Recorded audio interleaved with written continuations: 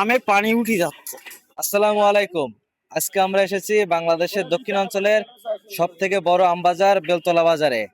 তো এখন আপনাদেরকে এখানকার বাজারের সার্বিক পরিস্থিতি কি সেটা আপনাদেরকে জানাবো।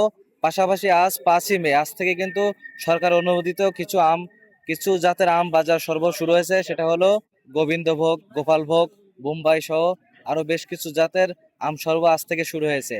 এখন বর্তমান এখানকার বাজারের পরিস্থিতি কেমন, দরদাম কেমন, সেটাই আপনাদেরকে জানাবো। তো সাথে থাকুন। তো আমরা এখন এখানকার একজন খ্যাতওয়ালার সাথে কথা বলবো। তো আপনি কতটুকু আমে নিছেন, এমনকি আমের দাম কেমন পাচ্ছেন সে সম্পর্কে একটু বলতেন। 10 টাকা আম 1500 টাকা করে মনে দরে বেচছি। আমে পানি উঠে যাচ্ছে, ব্যাপারই নেই, দামে আমের দাম নেই। তো আমরা এখন এখানকার একজন আড়তদারের সাথে কথা বলবো। তো ভাই, আজ থেকে কি কি আম নিচ্ছেন আর এখানকার আমের দাম কেমন চলছে? আজ থেকে আপনার আম চলছে গোবিন্দভোগ, গোপালভোগ, কিষান, শরিখাস, গোলাপখাস, গুটি।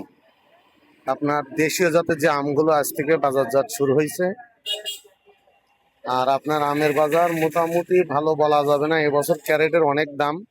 বাংলাদেশের যে ক্যারেটগুলো, চায়না থেকে যে আঙুরের ক্যারেটগুলো আসে, সেই ক্যারেটগুলো না আসার কারণে আমের অনেক দাম বেশি। তেলের দাম বৃদ্ধি হওয়ার কারণে আপনার গাড়ি ভাড়া বৃদ্ধি, এ কারণে ব্যাপারীরা আম সেইভাবে দামে কিনছেন। তো আমরা এখন এখানকার একজন ব্যাপারীর সাথে কথা বলবো। তো ভাই, কি আম নিচ্ছেন, এমনকি বাজারের পরিস্থিতি কেমন দেখছেন? বর্তমানে বাজারে পরিস্থিতি খুবই ভালো। আমরা এখন আজকে থেকে গোবিন্দভোগ কিনছি এবং গুটি কিনছি। বাজার মোটামুটি ভালোই আছে ঢাকা। এখন এখানেও মোটামুটি আমদানি ভালোই। দেখা যায় কি হয় সামনে, এখন তো আর বলা যেতেছে না। বর্তমান অবস্থা ভালোই দিতেছি আর কি।